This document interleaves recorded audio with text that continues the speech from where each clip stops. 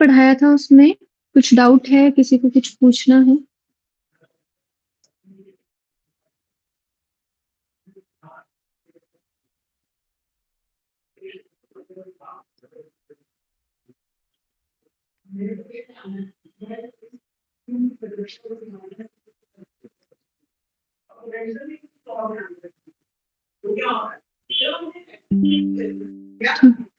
जो मैंने आपको पिछले कल पढ़ाया था वो क्लियर है सबको? Yes ma'am. ओके, ठीक। आज हम करेंगे आपके पास डिसऑर्डर्स।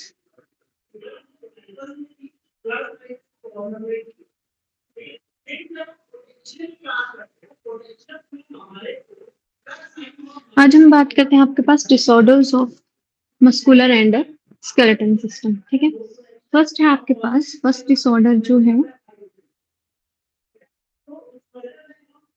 वो है आपके पास मिस्थीनिया ग्रेविस।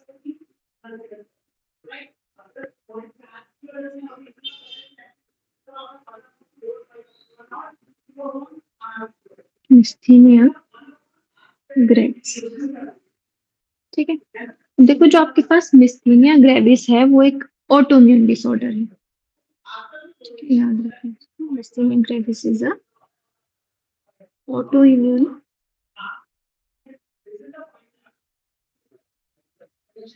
डिसऑर्डर, ठीक है। अब देखो इस डिसऑर्डर में क्या होता है, बेसिकली जो आपके पास मिस्थीनिया ग्रेविस है वो आपके पास अफेक्ट करता है, इसमें अफेक्ट होता है आपके पास न्यूरोमस्कुलर जंक्शन। अब आप, आई होप आपको क्लियर होगा व्हाट इज न्यूरोमस्कुलर जंक्शन।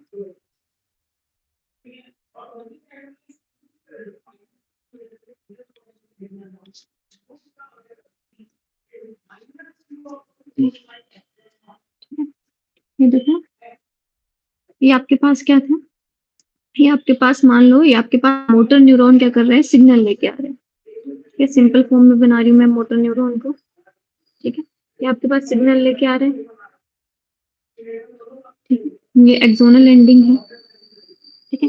अब जो मोटर न्यूरॉन है वो किसको सिग्नल देगा, मसल्स को सिग्नल देगा, ठीक है। तो ये जो आपके पास, इसको बोलते हैं, ये क्या है आपके पास, इसको हम बोलते हैं सेल बॉडी, ठीक है। अब आप, आई होप सबको जो नर्व सेल है उसका स्ट्रक्चर क्लियर होगा, ठीक है। ये जो आपके पास, इनको बोलते हैं हम डेंड्राइट्स, ठीक है। ये क्या है आपके पास, इसको हम बोलते हैं एक्सॉन, ठीक है। ये है आपके पास एक्सोनल एंडिंग। क्लियर है, ये मैं पूरा करवाऊं इसको ढंग से, ये क्लियर है ना आपको नर्व सेल का स्ट्रक्चर? Yes ma'am. ओके, ठीक है। तो बेसिकली हम क्या पढ़ रहे थे, आपके पास जो मोटर न्यूरॉन है, ये जो न्यूरॉन है उसको हमने क्या बोला था, मोटर न्यूरॉन, ठीक है। जो मोटर न्यूरॉन है वो क्या, किसको सिग्नल देता है, जो आपके पास मसल सेल है, ये मान लो आपके पास एक मसल सेल है, ठीक है। मोटर न्यूरॉन सिग्नल देता है आपके पास मसल सेल्स को, ठीक है। और मसल सेल्स के ऊपर क्या होते हैं, ऐसे रिसेप्टर्स होते हैं, ठीक है। अब जो एक्सोनल एंडिंग है वो रिलीज करती है न्यूरोट्रांसमीटर, ठीक है। इस न्यूरोट्रांसमीटर को हम बोलते हैं एसिटाइल कोलिन, या जो कि क्या करता है, मसल कॉन्ट्रैक्शन में हेल्प करता है, ठीक है। ये पढ़ा था हमने, ठीक है। अब देखो जब क्या हो रहा है आपके पास, मान लो जो आपके पास, ये जो आपके पास रिसेप्टर्स हैं, मान लो अगर मसल सेल पे रिसेप्टर ही ना हो, ठीक है। मतलब क्या है, ये जो रिसेप्टर है इनको किसने अटैक कर दिया है, जो आपका इम्यून सिस्टम है उसने क्या काउंट किया, ये जो आपके पास रिसेप्टर्स हैं इनको उसने फौरन काउंट किया और उस पर क्या कर दिया, अटैक कर दिया। मतलब जो एंटीबॉडीज थी जो आपके इम्यून सिस्टम ने बनाई, ठीक है, उन्होंने किस पे अटैक कर दिया, इन रिसेप्टर्स के ऊपर अटैक कर दिया। अगर इन रिसेप्टर्स के ऊपर अटैक कर दिया तो ये क्या हो जाएंगे, जो रिसेप्टर्स होंगे वो परफॉर्म नहीं कर पाएंगे अपना फंक्शन। तो ये जो न्यूरोट्रांसमीटर है वो किसके साथ अटैच होगा, होगा किसी के साथ। देखो हमेशा याद रखना कि जो आपके पास कोई भी पूरी बॉडी में कहीं पे भी अगर कोई फंक्शनिंग हो रही है तो किसकी वजह से हो रही है, उसके ऊपर रिसेप्टर्स लगे होते हैं, या तो उसके ऊपर लगे होंगे या तो उसके साइटोप्लाज्म में रिसेप्टर्स होंगे, ठीक है। तो जो आपके पास रिसेप्टर्स होते हैं वो 2 टाइप्स के होते हैं, एक होता है मेम्ब्रेन रिसेप्टर, एक होता है साइटोप्लाज्मिक रिसेप्टर। ठीक है? जैसे मसल सेल है उसके ऊपर क्या होता है, मेम्ब्रेन रिसेप्टर्स होते हैं। अब इन मेम्ब्रेन रिसेप्टर्स के ऊपर क्या होता था, ऐसे एसिटाइलकोलिन जो आपके पास रिसेप्टर है, जो न्यूरोट्रांसमीटर है, उन रिसेप्टर्स के ऊपर क्या होता था, जॉइन करता था और क्या बना देता था, हार्मोन रिसेप्टर कॉम्प्लेक्स बना देता था। ठीक है? ये जो न्यूरोट्रांसमीटर है ये क्या है, एक हार्मोन है। ठीक है? अब ये क्या करता था, यहाँ पे डिपोलराइजेशन करता था। ठीक है? मतलब जो मेम्ब्रेन है उसकी पोलैरिटी को चेंज करता था और यहाँ पे क्या होता था, सार्कोप्लाज्मिक रेटिकुलम उससे कैल्शियम आयन रिलीज करवाता था। ये होता था मसल कॉन्ट्रैक्शन के टाइम पे। अब मान लो अगर ये रिसेप्टर ही नहीं है, ठीक है, जो आपकी इम्यून सिस्टम है उसने क्या कर दिया, उसने अटैक कर दिया आपकी खुद के ही इन पे रिसेप्टर्स के ऊपर। ठीक है? उसने क्या बना दिया, एंटीबॉडीज बनाना स्टार्ट कर दी खुद के अगेंस्ट। ठीक है? इसीलिए इसको क्या बोला, इसलिए इसको बोला ऑटो इम्यून डिसऑर्डर। ठीक है? ये जो आपका खुद का इम्यून सिस्टम है वो खुद के सेल्स को ही क्या कर रहा है, फॉरन काउंट कर रहा है। ठीक है? उस डिसऑर्डर को हम क्या बोल देते हैं, ऑटो इम्यून डिसऑर्डर। ठीक है? कि घर के लोगों को ही दुश्मन माना जा रहा है। ठीक है? वो हो रहा है यहाँ पे। अब उस केस में क्या होगा, ये जो एंटीबॉडीज हैं वो अटैक करने लग जाएंगी इस पे। ठीक है? और ये क्या कर देंगी, यहाँ से रिमूव कर देंगी रिसेप्टर्स को। ठीक है? ये जो रिसेप्टर्स हैं वो क्या हो जाएंगे, ऐसे डिजेनरेट, इन पे अटैक हो रहा है तो मतलब ये खत्म होते जा रहे हैं। ठीक है?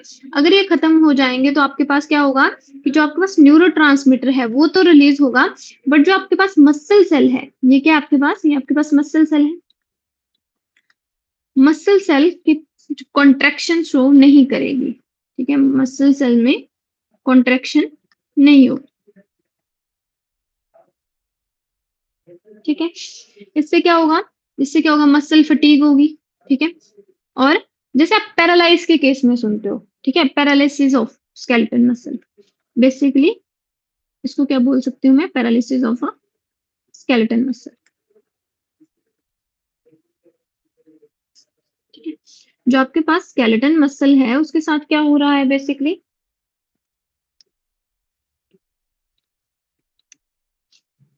समझ आया आपको? जो आपके पास मोटर न्यूरॉन है, अब आपको पता है मोटर न्यूरॉन क्या करता है, सिग्नल लेके आता है, किसके पास सिग्नल लेके आता है, मसल सेल के पास सिग्नल लेके आता है। ठीक है? और यहाँ पे क्या करता है, ये जो न्यूरोमस्कुलर जंक्शन है, जो मोटर न्यूरॉन और मसल सेल के बीच में जो जंक्शन है, ये वाला जंक्शन। ठीक है? इसको हम कौन सा जंक्शन बोलते हैं, इस जंक्शन का नाम है न्यूरोमस्कुलर जंक्शन। न्यूरो मतलब न्यूरॉन, मस्कुलर मतलब मसल। ठीक है? इसलिए क्या बोलते हैं इसको, न्यूरोमस्कुलर जंक्शन। ठीक है? जब ये न्यूरोमस्कुलर जंक्शन अफेक्ट हो जाएगा, ठीक है, मतलब जो आपके पास खुद का इम्यून सिस्टम है वो क्या कर रहा है, इन रिसेप्टर्स को ऊपर अटैक कर रहा है। ठीक है? तो उसकी वजह से जो आपके पास न्यूरोट्रांसमीटर जो एसिटाइल कोलिन है वो क्या है, न्यूरो ट्रांसमीटर है। अब ये जो न्यूरोट्रांसमीटर है वो क्या करेगा, वो अटैच, उसके लिए अटैचिंग सरफेस ही नहीं रहा। ठीक है? अगर अटैचमेंट नहीं होगी तो डिपोलराइजेशन ऑफ मेम्ब्रेन नहीं होगी, और अगर डिपोलराइजेशन ऑफ मेम्ब्रेन नहीं होगी तो कैल्शियम आयन रिलीज नहीं होगा। अगर कैल्शियम आयन रिलीज नहीं होगा तो कॉन्ट्रैक्शन ऑफ मसल नहीं हो सकती है। ठीक है? तो बेसिकली उसमें क्या हो रहा है आपके पास, जैसे आपने देखा होगा कोमा पेशेंट, ठीक है, या फिर किसको पैरालिसिस हो गया है तो उसका ब्रेन अच्छे से काम कर रहा है, या फिर पैरालिसिस में आपने देखा होगा कि जो ह्यूमन है अच्छे से बोल पा रहा है, सुन पा रहा है, समझ पा रहा है, ठीक है, बट वो अपनी बॉडी की मूवमेंट नहीं कर पा रहा है। तो क्यों नहीं कर पा रहा है, क्योंकि वहां पे क्या हो गया आपके पास, अब देखो यहाँ से सिग्नल तो आ रहा है, जो आपके पास न्यूरॉन है, ठीक है, इससे सिग्नल तो आया जा रहा है। ठीक है? यहाँ पे न्यूरो मस्कुलर जंक्शन में क्या हो रहा है, न्यूरोट्रांसमीटर तो रिलीज हो रहा है, बट इस न्यूरोट्रांसमीटर के एक्शन नहीं लिया जा रहा है। ठीक है? जो आपके पास मसल सेल है उसके ऊपर रिसेप्टर ही नहीं है।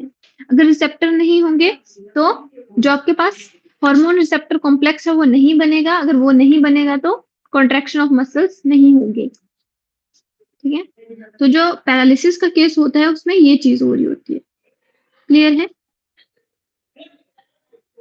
Yes, ma'am. Yes, ma'am. Next जो डिसऑर्डर है आपके पास वो है मस्कुलर डिस्ट्रोफी। सेकंड डिसऑर्डर है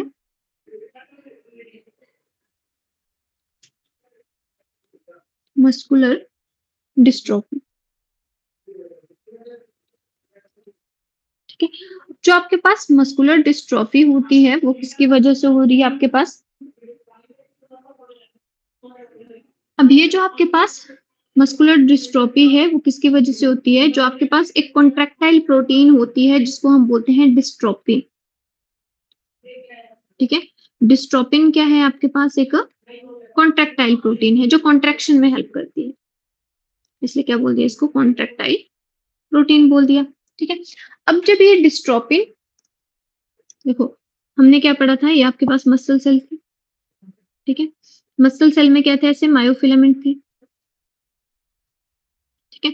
अभी जब मायोफिलामेंट्स होते हैं, ठीक है, और यहाँ पे क्या था? ऐसे आपके पास क्या था? बैंड्स थे। ठीक है। लाइट बैंड और डार्क बैंड थे इनके बीच में, ऐसे। ठीक है। यहाँ पे एक्टिन फिलामेंट था। ठीक है। और बीच में मायोसिन फिलामेंट था। ये अटैच होता है आपके पास मसल सेल से। यहाँ पे एक प्रोटीन होती है इसके अटैचमेंट के लिए। इस प्रोटीन को हम बोलते हैं डिस्ट्रोफिन प्रोटीन। ठीक है। अब जब ये डिस्ट्रोफिन प्रोटीन नहीं होगी तो बेसिकली क्या करेगा? जो आपके पास मसल कॉन्ट्रैक्शन है उसमें प्रॉब्लम आएगी। ठीक है। जिससे क्या होगा? धीरे धीरे डीजनरेशन होने लग जाएगी आपके पास स्केलेटन मसल्स की। ठीक है। तो जो आपके पास मस्कुलर डिस्ट्रोफी है वो क्या है? एक जेनेटिक डिसऑर्डर है। ठीक है। जेनेटिक डिसऑर्डर है जिसमें क्या हो रहा है? जो आपके पास डिस्ट्रोफिन प्रोटीन है जो बेसिकली इनको कॉन्ट्रैक्शन में हेल्प करती है, जो आपके पास एक्टिन और मायोसिन फिलामेंट्स हैं। ठीक है। तो ये इसके जो मसल सेल है इसके साथ अटैच होते हैं यहाँ पे। ठीक है। तो जो आपके पास ये जो डिस्ट्रोफिन प्रोटीन है, अगर इसका जो रिलीज है, ठीक है, इसकी फॉर्मेशन क्या हो जाती है? कम हो जाती है। अगर ये प्रोड्यूस नहीं हो पा रही है तो उस केस में क्या हो जाएगा? मस्कुलर डिस्ट्रोफी हो जाएगी, जिसका रिजल्टेंट क्या हो जाएगा? डीजनरेशन ऑफ, कुछ टाइम के बाद क्या होगा? डीजनरेशन ऑफ स्केलेटन मसल, मतलब मूवमेंट नहीं हो पाएगी। ठीक है। स्केलेटन मसल्स क्या करेंगे? प्रॉपर्ली कॉन्ट्रैक्ट नहीं कर पाएंगी।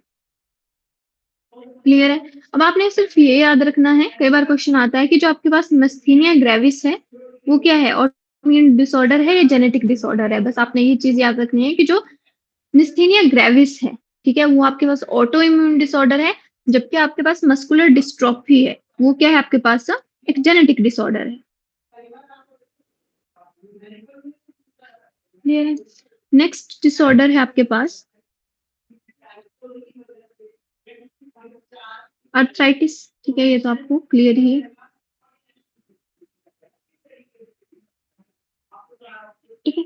आर्थराइटिस क्या है आपके पास? Inflammation in joints.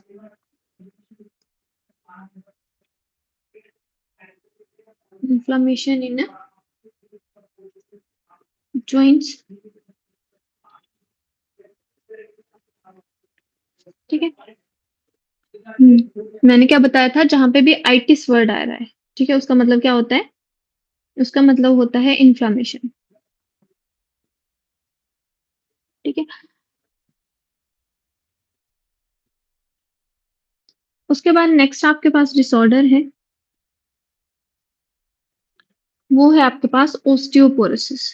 ठीक है। अब आपको नाम से ही पता लग रहा होगा, ओस्टियोपोरोसिस। ठीक है। ओस्टियो वर्ड किसके लिए यूज करते हैं हम? ओस्टियो वर्ड हम यूज करते हैं बोन्स के लिए। पोरोसिस मतलब जब उनमें क्या हो जाएगा? पोर हो जाएंगे, छोटे छोटे पोर हो जाएंगे। पोर समझते हो? मान लो जो आपके पास ये बोन है, सॉरी, ठीक है, इसमें जब ऐसे पोर्स बनने लग जाए, ठीक है, तो उसको हम बोलते हैं ओस्टियोपोरोसिस। और ये जो ओस्टियोपोरोसिस है ये एज रिलेटेड डिसऑर्डर है, मतलब जैसे जैसे बुढ़े होते जाएंगे, ठीक है, osteoporosis is age related disorder. ठीक है। जिससे क्या होता है कि जो आपके पास बोन मास है उसमें डिक्रीज आ जाता है। मतलब क्या है? जो आपके पास, अब देखो इसमें कौन सी सेल्स, अब इसमें क्या हो रहा है? बेसिकली जो सेल्स हैं वो क्या कर रही हैं? उसमें पोर आ जा रहे हैं। ठीक है। जो बेसिकली आपके पास बोन सेल है, ठीक है, और जो बोन्स है, ठीक है, उसमें क्या हो रहा है? पोर आ रहा है। ठीक है। तो मतलब यहाँ पे जो ओस्टियोक्लास्ट है उनका फंक्शन रैपिड हो गया है, तो जिसकी वजह से जो बोन का मास है, ठीक है, वो क्या हो जाएगा? कम हो जाएगा। ठीक है। इसीलिए जो बूढ़े लोग होते हैं ठीक है। आपने देखा होगा एज के साथ क्या होता है, अगर थोड़ा-सा भी उनका हाथ-हूथ मुड़ जाता है तो ईज़िली फ्रैक्चर हो जाता है। ठीक है? तो ईज़िली फ्रैक्चर के चांसेस क्या हो जाते हैं, इंक्रीज़ हो जाते हैं। ठीक है? और ये जो डिसऑर्डर है, ठीक है? वो जो आपके पास एस्ट्रोजन हार्मोन है, ठीक है? ये किससे रिलेट करता है? ये आपके पास हार्मोन से रिलेट करता है आपके पास, जो आपके पास एस्ट्रोजन है। एस्ट्रोजन कौन-सा हार्मोन है? ठीक है? एस्ट्रोजन है आपके पास फीमेल हार्मोन, याद है? Yes, ma'am. ठीक है? तो जो आपके पास एस्ट्रोजन है, जब इसका जो लेवल है, इसीलिए जब इसका लेवल है वो क्या हो जाता है, डिक्रीज हो जाता है। तो उस केस में क्या होता है, ऑस्टियोपोरोसिस ज्यादा प्रोमिनेंट हो जाती है। क्लियर है? और ये क्या आपके पास एक एज रिलेटेड डिसऑर्डर है। उसके बाद गाउट, गाउट मैंने पहले भी बताया आपको, गाउट क्या होता है, इन्फ्लामेशन ऑफ जॉइंट्स।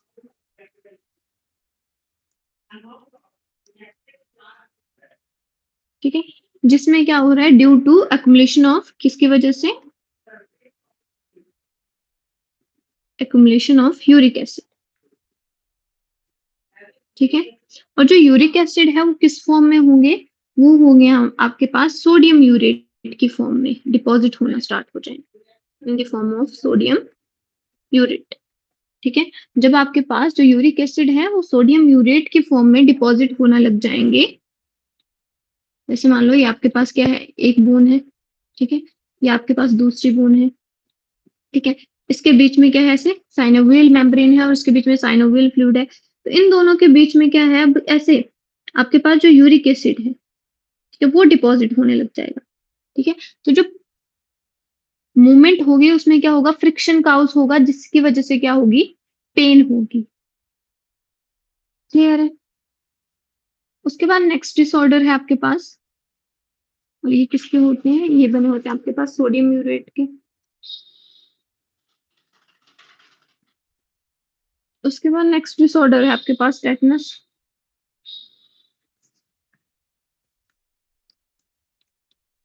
या टेटनी।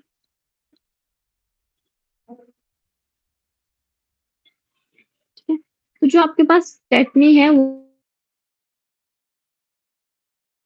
हो रही है वाइल्ड कॉन्ट्रैक्शन।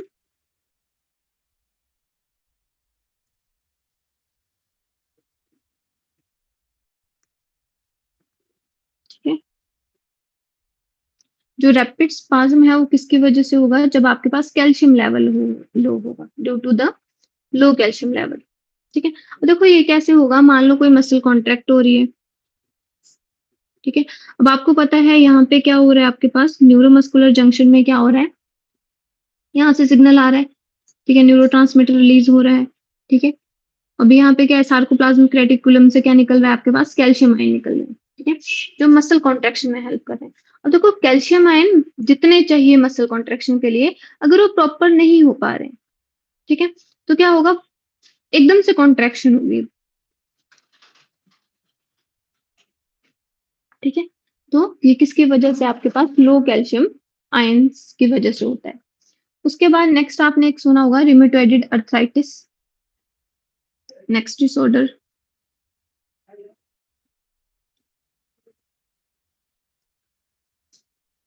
Rheumatoid arthritis. ठीक है, ये भी आपके पास क्या है, एक ऑटो इम्यून डिसऑर्डर है। It is also an auto immune disorder. ठीक है, जो क्या करता है, आपके पास जो ज्वाइंट की लाइनिंग है, ठीक है, उनको क्या करता है, उनको उनमें इन्फ्लामेशन कर देता है। आइटिस मतलब इन्फ्लामेशन, जिसकी वजह से क्या होता है, पेनफुल, जो आपके पास ज्वाइंट है वो स्वेल हो जाते हैं, टेढ़े मेढ़े हो जाते हैं, देखा होगा आपने। ठीक है, और उनमें क्या होता है, पेन होना स्टार्ट हो जाता है।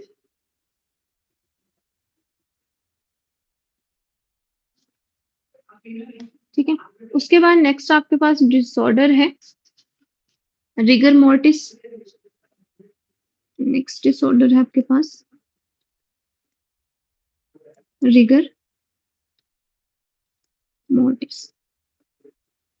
ठीक है, जो आपके पास रिगर मोर्टिस है, ठीक है, इसके बारे में आपने सुना होगा, जो आपके पास डेथ होती है, ठीक है। आफ्टर डेथ डेथ क्या होता है कि जो आपके पास कोई भी ह्यूमन है, तो कोई भी पर्सन है, उसकी बॉडी क्या करती है, वो कॉन्ट्रैक्टेड स्टेज में चली जाती है। ठीक है, मतलब क्या है, जैसी रहती है ना, बोलते बॉडी अकड़ गई है। ठीक है, कि जैसे है उसी स्टेज में रह रही है। तो वो क्यों होता है आपके पास, जो आपके पास बॉडी है वो क्या होती है, कॉन्ट्रैक्टेड स्टेज में ही रह जाती है। मतलब जैसे मान लो कोई लिविंग पर्सन है, ठीक है, लिविंग पर्सन में क्या है, जो आपके पास बॉडी होती है या जो आपके पास बोन्स होती हैं और जो मसल्स होती हैं, वो क्या करती हैं, कॉन्ट्रैक्शन करती रहती हैं। ठीक है, तो जो आपके पास पार्शियली कॉन्ट्रैक्शन हो रही है, कहीं में फुली कॉन्ट्रैक्शन हो रही है। ठीक है, अगर आपके पास आफ्टर डेथ इस रिगर मोर्टिस क्या है आपके पास, contraction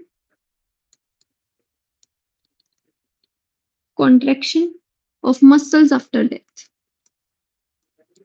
of muscles after death, उसको हम बोलते हैं रिगर मोर्टिस। अब देखो ये कैसे होता है। अब जब आपको पता है कि जब आपके पास क्या है, ये आपके पास मायोसिन हेड है। अब मैंने आपको बताया हुआ है, एक्सप्लेन करा हुआ है, तो मैं पूरा पूरा नहीं बता रही हूँ। ठीक है, ये आपके पास मायोसिन हेड है, ये आपके पास क्या है, ऐसे एक्टिन फिलामेंट है। ठीक है, तो बेसिकली क्या होता है, कॉन्ट्रैक्शन के लिए आपको पता है, जो मायोसिन हेड है उसमें दो चीजें होती हैं। एक तो कौन कौन सी चीजें होती हैं, एटीपी।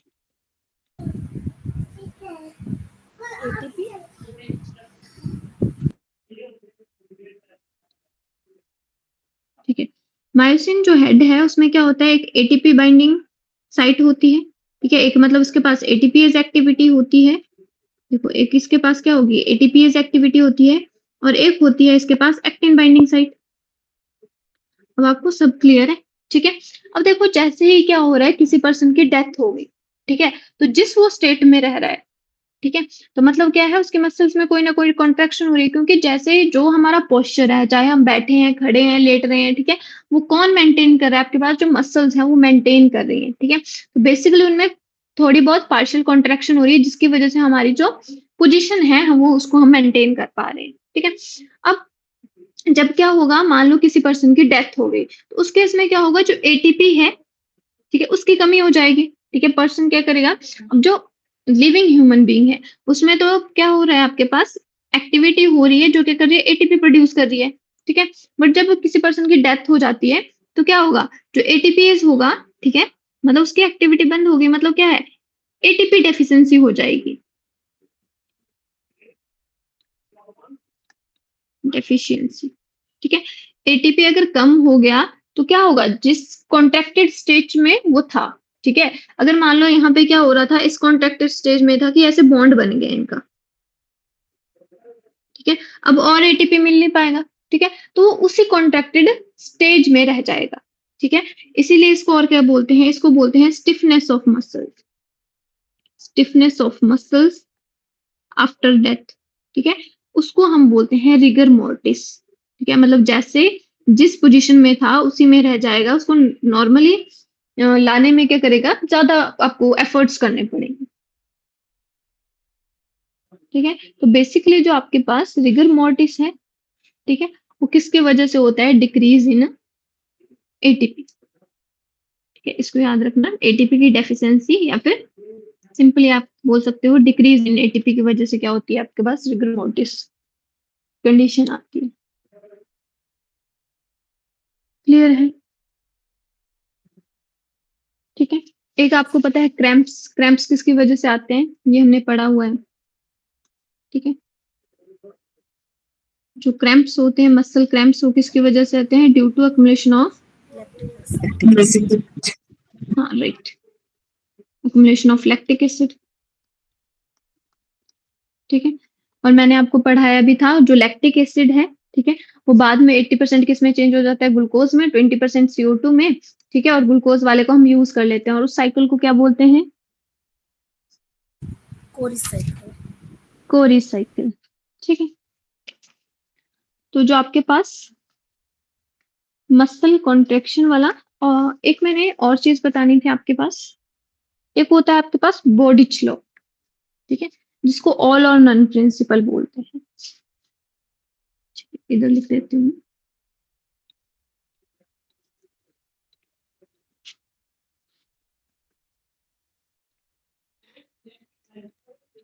बॉडिच लॉ, ठीक है, और इसको बोला जाता है ऑल और नन लॉ या फिर प्रिंसिपल। एक मिनट, लॉ या फिर प्रिंसिपल, ठीक है। अब ये प्रिंसिपल आपके पास क्या बोलता है कि जब आपके पास सेल्स, ठीक है, चाहे वो नर्व सेल है या मसल सेल है, ठीक है, तो जब आपके पास मसल सेल कॉन्ट्रैक्ट होगी, ठीक है, तो क्या करेगी, फुल्ली कॉन्ट्रैक्शन शो करती है, या तो पूरी कॉन्ट्रैक्ट होगी या तो कॉन्ट्रैक्ट ही नहीं होगी, ठीक है। तो स्केलेटन मसल्स की बात कर रहे हैं तो उसमें क्या बोल रहा है ये कि आपके पास एक बॉडी लॉ है जिसको बोलते हैं हम ऑल और नन प्रिंसिपल, की जब आपके पास क्या होता है, अब मसल कॉन्ट्रैक्शन में क्या बात कर रहे हैं हम ऑल और नन प्रिंसिपल किसके रिलेटेड है, वो बात करता है आपके पास सार्कोमियर के बारे में बात कर रहा है वो, ठीक है। सार्कोमियर समझते हो आप, फंक्शनल यूनिट ऑफ, अब आपको क्लियर होंगी ये टर्म्स, ठीक है। फंक्शनल यूनिट ऑफ मसल को हमने क्या बोला था, सार्कोमियर बोला था, ठीक है। अब ये प्रिंसिपल क्या बोलता है आपके पास कि जब आपके पास मान लो ये नॉर्मल मसल है, ठीक है, जब जब आपके पास सार्कोमियर कॉन्ट्रैक्ट होगा तो वो पूरा होगा, ठीक है। अब हमने क्या पढ़ा, अगर हमने एक और स्टेज पढ़ी कि जो आपके पास मसल्स हैं जैसे वर्टिब्री की मसल्स हैं, ठीक है, तो वो क्या करते हैं आपके पास, वो पार्शियली कॉन्ट्रैक्टेड स्टेज में रहती हैं जो हमारे पास मूवमेंट शो कर रहा है, ठीक है, लिमिटेड मूवमेंट शो कर रहा है और हमारे पोस्चर को मेंटेन कर रहा है, ठीक है। तो अब इसके मतलब समझना, आपने इसमें कंफ्यूज नहीं करना कि मैं क्या बोल रही हूँ, मैं ये भी बोल रही हूँ कि जो हमारे पास मसल है वो पार्शियली कॉन्ट्रैक्टेड स्टेज में रह रही है, और मैं एक चीज ये भी बोल रही हूँ कि आपके पास एक बाउडिच लॉ होता है जिसको हम बोलते हैं ऑल और नन प्रिंसिपल, या तो मसल कॉन्ट्रैक्शन पूरी कॉन्ट्रैक्ट करेगी या कॉन्ट्रैक्ट ही नहीं करेगी, ठीक है। तो इसमें हम बात करते हैं आपके पास सार्कोमियर की, ठीक है। तो जो आपके पास सार्कोमियर की जो यूनिट है, फंक्शनल यूनिट है मसल सेल की, वो या तो क्या करेगी, पूरी कॉन्ट्रैक्ट करेगी या तो कॉन्ट्रैक्ट ही नहीं करेगी, ये इसके कॉन्टेक्स्ट में है, ठीक है। क्लियर हुआ दोनों में डिफरेंस, कि मान लो ये जो आपके पास सार्कोमियर यूनिट है, ठीक है, ये जो आपके पास सार्कोमियर है, ये या तो पूरी कॉन्ट्रैक्ट करेगी, ठीक है, या तो कॉन्ट्रैक्शन ही नहीं होगी। समझ आया, क्लियर है, यस मैम। ओके, ठीक है। तो ये चैप्टर आपका ऑलमोस्ट कंप्लीट हो गया, ठीक है, कंप्लीट होता है, और आपका टेस्ट रहेगा इस चैप्टर का, ठीक है। और एक आपने जो आपके पास क्लेविकल सुना है आपने, क्लेविकल क्या होती है आपके पास, कॉलर। कॉलर बोन, ठीक है, जो आपके पास बर्ड्स होते हैं, ठीक है, इसके साथ ही बना देती हूँ क्योंकि आपको याद है क्लेविकल बोन क्या है, ठीक है। तो जो बर्ड्स होते हैं उनमें क्या होता है, जो आपके पास क्लेविकल है वो क्या करती हैं, ज्वाइन कर जाती हैं, फ्यूजन ऑफ क्लेविकल, ठीक है। क्लेविकल के फ्यूजन से एक बोन बनती है जिसको हम बोलते हैं विश्व, ठीक है, जो इसके फ्लाइंग में हेल्प करती है, ठीक है, विश्व, ठीक है।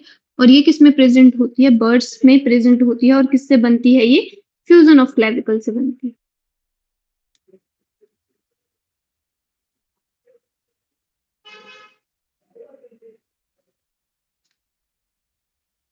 ठीक है। और जो आपके पास केमोग्राफ होता है, ठीक है, जो आपके पास मसल मूवमेंट है, ठीक है, जैसे हमने क्या पढ़ा, जो एयर मूवमेंट है उसको मेजर करने के लिए हम किसका यूज करते हैं, हमने पढ़ा था लंग्स वाले चैप्टर में कि जो आपके पास मूवमेंट ऑफ एयर है उसको मेजर करने के लिए हम किसका यूज करते हैं, बताओगे, उसके लिए हम यूज करते थे स्पाइरोमीटर का। वैसे ही अगर हमने किसको मेजर करना हो, मसल कॉन्ट्रेक्शन को रिकॉर्ड करना हो, ठीक है, तो उसके लिए हम यूज करते हैं आपके पास कीमोग्राफ का यूज, ठीक है, कीमोग्राफ के बार ये टर्म्स आ जाती हैं आपके पास। कीमोग्राफ क्या है आपके पास? apparatus used for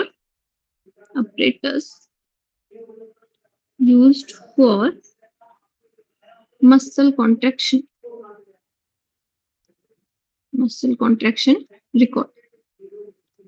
ठीक है, जो आपके पास मसल कॉन्ट्रैक्शन है उसका रिकॉर्ड को मेजर करने के लिए जो आपके पास इंस्ट्रूमेंट है उसको हम बोलते हैं कैमोग्राफ। जैसे टेम्परेचर को मेजर करने के लिए आपके पास थर्मामीटर है, बीपी को मेजर करने के लिए स्फिग्नोमैनोमीटर है, एयर की मूवमेंट को मेजर करने के लिए क्या आपके पास स्पायरोमीटर है।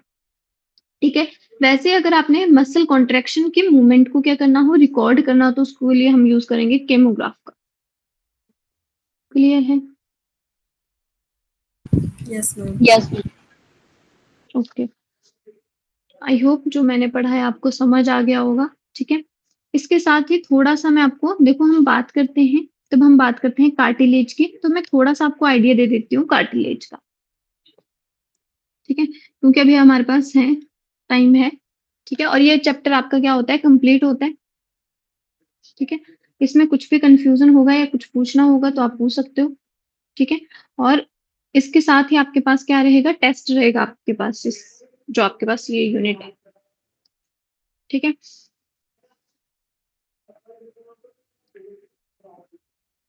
उसके बाद थोड़े से मैं बात कर लेती हूँ आपके पास, अभी हमारे पास टाइम है क्योंकि।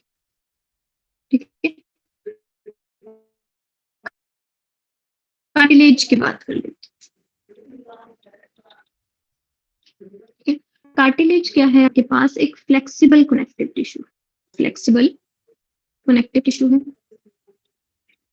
Cartilage, flexible connective tissue. ठीक है, जो क्या प्रोवाइड करता है, जो हेल्प करता है सपोर्ट में, सपोर्ट प्रोवाइड करता है, और कुशन, जिसका क्या होता है आपके पास, कुशन इफेक्ट होता है।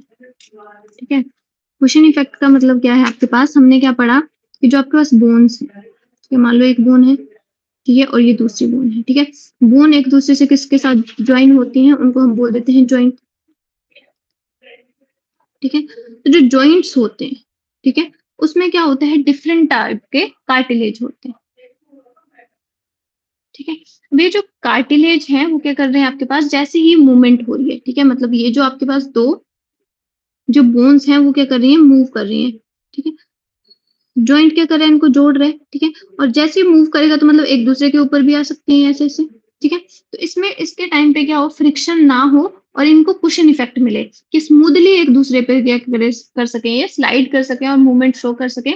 उसमें आपके पास कौन हेल्प करता है, कार्टिलेज। जो फ्लेक्सिबल और फ्री मूवमेंट होती है, जैसे आपके पास कान है, एक्सटर्नल ईयर है, ठीक है, तो उसमें भी क्या प्रेजेंट होता है, कार्टिलेज प्रेजेंट होता है। ठीक है, या फिर नोज का जो अपर वाला पार्ट होता है जो फ्लेक्सिबल होता है, ठीक है, जिसको आप पिन करवाते हो, ठीक है, जहां पे आपने नोज पिन पहनी है। ठीक है, तो वो क्या आपके पास सॉफ्ट पार्ट है।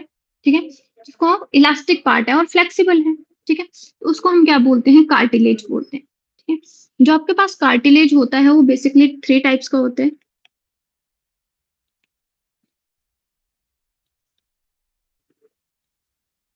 ठीक है, फर्स्ट है आपके पास, सॉरी,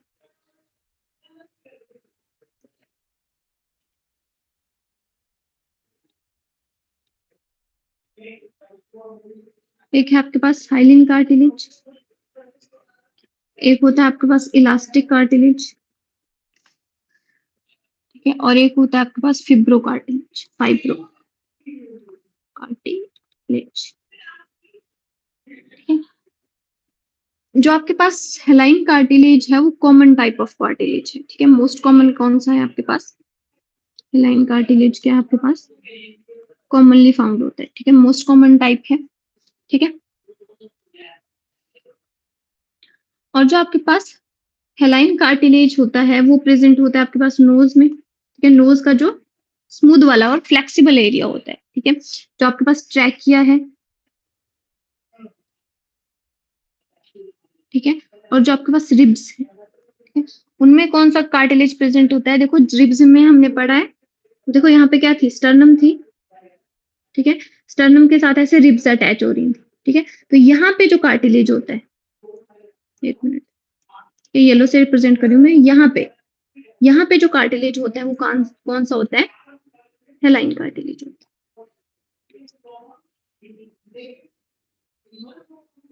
ठीक है, उसके बाद नेक्स्ट है आपके पास इलास्टिक कार्टिलेज। ठीक है, इसके पास क्या होते हैं, इलास्टिक फाइबर्स होती हैं, इलास्टिक फाइबर्स होते हैं। ठीक है, जिसकी वजह से क्या होता है, ये मोर फ्लेक्सिबल होता है। किससे, हेलाइन कार्टिलेज से भी फ्लेक्सिबल कौन सा होता है आपके पास, इलास्टिक कार्टिलेज। ठीक है, तो मोस्ट फ्लेक्सिबल कौन सा होता है आपके पास, फ्लेक्सिबल समझते हो, ठीक है, जिसमें फ्लेक्सिबिलिटी ज्यादा है। ठीक है, तो जो मोस्ट आपके पास फ्लेक्सिबल कार्टिलेज होता है वो होता है आपके पास इलास्टिक। नाम से पता लग रहा है, इलास्टिसिटी शो करेगा ये। ठीक है, इलास्टिक कार्टिलेज। ठीक है, और ये होता है हमारे पास, जैसे आपका कान है, ठीक है, तो जो आपके पास एक्सटर्नल ईयर है, ठीक है, तो एक्सटर्नल ईयर क्या होता है आपके पास, इजीली मुड़ जाता है ना। ठीक है, तो उसमें कौन सा होता है आपके पास, इलास्टिक कार्टिलेज होता है। जो आपके पास एपिग्लोटिस है, ठीक है, और एपिग्लोटिस कहाँ पढ़ा है हमने, एपिग्लोटिस क्या होता है,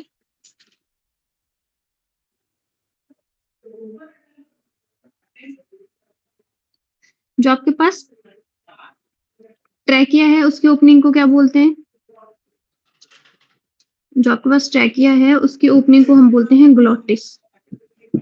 ठीक है, और ग्लोटिस के ऊपर एक फ्लैप होता है। ठीक है, जो किसका बना होता है, ये बना होता है इलास्टिक कार्टिलेज का। ठीक है, इस फ्लैप को बोलते हैं हम एपिग्लोटिस, ये वाला जो फ्लैप है। ठीक है, तो ये फ्लेक्सिबल होता है। ठीक है, अब यहाँ आपको पता है, जो आपके पास ट्रैकिया है इसके पीछे क्या होती है आपके पास, साइड में आपके पास क्या होती है, इसोफेगस होती है। अब जैसे आप खाना भी खा रहे हो और बात भी कर रहे हो, ठीक है, तो मतलब क्या है, कॉन्टिन्यूसली ये जो आपके पास एपिग्लोटिस है ये ओपन होता है और एयर यहाँ से ट्रांसफर होती है। ठीक है, इसीलिए आपने नोटिस करा होगा कि जब आप खाना खाते खाते बात करते हो तो आपको खांसी आ जाती है एकदम से। ठीक है, क्यों, क्योंकि आपके पास एपिग्लोटिस है, वो प्रिवेंट कर रहा है फूड की एंट्री को, कहाँ पे, ट्रैकिया में, विंड पाइप में। ठीक है, और जैसे आप बात करते हो तो क्या होता है, फूड ट्राई करता है एंटर करने की विंड पाइप में, जिसकी वजह से आपको खांसी आ जाती है। ठीक है, उसके बाद मैं बात करूं फाइब्रो कार्टिलेज की। ठीक है, तो जो आपके पास फाइब्रो कार्टिलेज है वो स्ट्रॉन्गेस्ट टाइप ऑफ कार्टिलेज है। मोस्ट कॉमन कौन सा है आपके पास, हेलाइन कार्टिलेज है। मोस्ट फ्लेक्सिबल कौन सा है आपके पास, इलास्टिक कार्टिलेज है। और मोस्ट स्ट्रॉन्गेस्ट कौन सा है आपके पास, फाइब्रो कार्टिलेज है। ठीक है, जिसमें क्या होता है आपके पास, डेंस कोलाजन फाइबर प्रेजेंट होता है।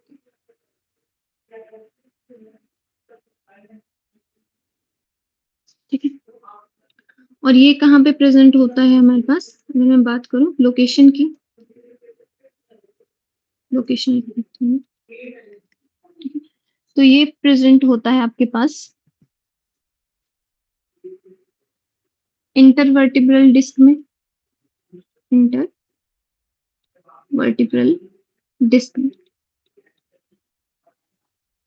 ठीक है, और प्यूबिक सिम्फाइसिस में। ठीक है, तो जो आपके पास प्यूबिक सिम्फाइसिस है, ठीक है, अब प्यूबिक सिम्फाइसिस क्या है ये हमने पढ़ा है अभी। कॉक्सिल बोन बनाते हैं। हाँ, जब आपके पास टू कॉक्सियल बोन क्या करती हैं, ज्वाइन करती हैं, तो यहाँ पे क्या होता है, कार्टिलेज होता है। अब ये जो कार्टिलेज होता है वो क्या करता है आपके पास, ये जो कार्टिलेज होता है वो होता है आपके पास फाइब्रो कार्टिलेज। ठीक है, जो स्ट्रॉन्गेस्ट कार्टिलेज है। जब ये कार्टिलेज क्या करेगा, रिलैक्स होएगा। ठीक है, जो आपके पास रिलैक्सिन हार्मोन है, ठीक है, at the time of parturition. ठीक है, प्रेगनेंसी के टाइम पे जब डिलीवरी होगी उस टाइम पे क्या होगा, रिलैक्सिन। यहाँ पे जो आपके पास प्यूबिक सिम्फाइसिस है इसको बोलते हैं प्यूबिक सिम्फाइसिस। ठीक है, यहाँ पे एक्ट करेगा। ठीक है, और इसको रिलैक्स करवाएगा। ठीक है, तो ये क्या करेगा, अगर रिलैक्स होगा तो यहाँ पे ब्रॉडनिंग, एरिया ब्रॉड करने में हेल्प करता है। ठीक है, और एक टर्म आप सुनते हो, ये क्लियर हो गया आपको, ये लोकेशन है, ये सब इसकी लोकेशन है और ये इनकी लोकेशन। ठीक है, और जो आपके पास कार्टिलेज की कवरिंग है, कवरिंग ऑफ कार्टिलेज,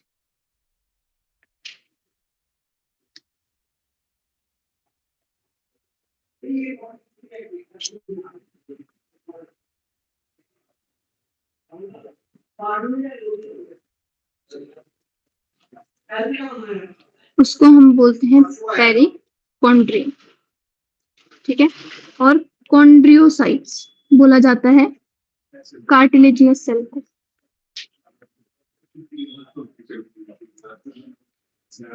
सेल, ठीक है। और जो आपके पास कार्टिलेज होता है, ठीक है, जैसे मान लो यहाँ पे मैं कोई भी आपके पास कार्टिलेज बना रही हूँ, ठीक है। ये आपके पास क्या है, एक्सटर्नल मैट्रिक्स है,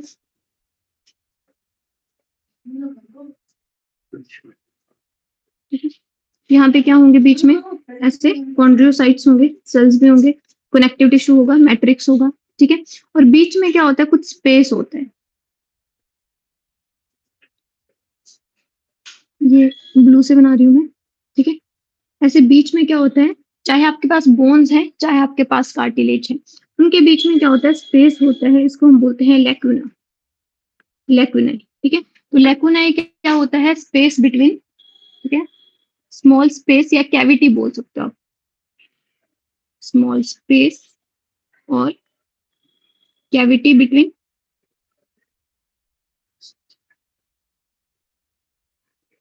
कॉन्ड्रियोसाइट्स,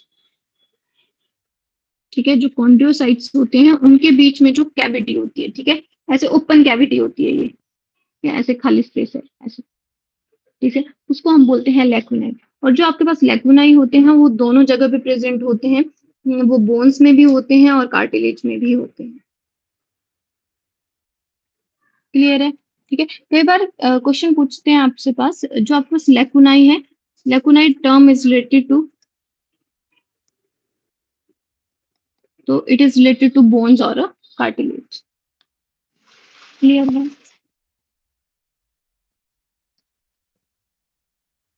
मेरी आवाज आ रही है, ठीक है, जो मैंने पढ़ाया वो समझ आया, यस मैम। ठीक है, क्लियर है या किसी को कुछ पूछना है? क्लियर है ma'am. Okay, thank you. That's all for today.